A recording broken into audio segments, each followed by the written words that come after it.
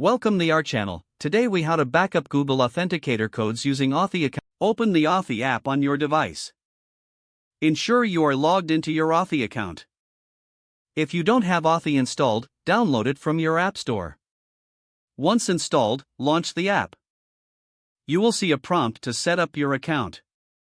Enter your phone number and verify it with the code sent via SMS. After verification, complete the setup process.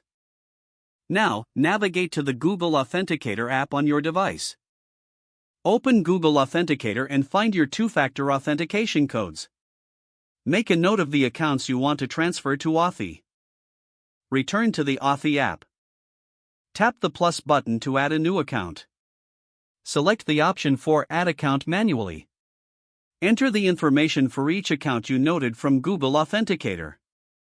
Input the account name and the secret key or scan the QR code if available.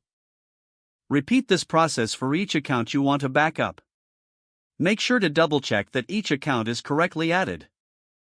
Once all accounts are entered, they will appear in your Authy app. To ensure everything is working, try logging into one of the accounts using Authy. Your Google Authenticator codes are now successfully backed up in Authy. If you need to transfer your Authy account to a new device, open the Authy app on your new device. Log in with the same phone number you used for the original account. You will receive a verification code to confirm your identity. After entering the code, all your accounts will automatically sync. You are now set to use Authy as your backup for two-factor authentication codes.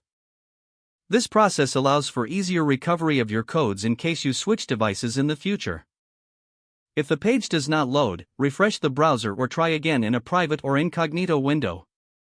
Make sure you are using the correct email address, then retype it carefully to avoid small typos. If your password is not accepted, use the reset option and create a new strong password you can remember.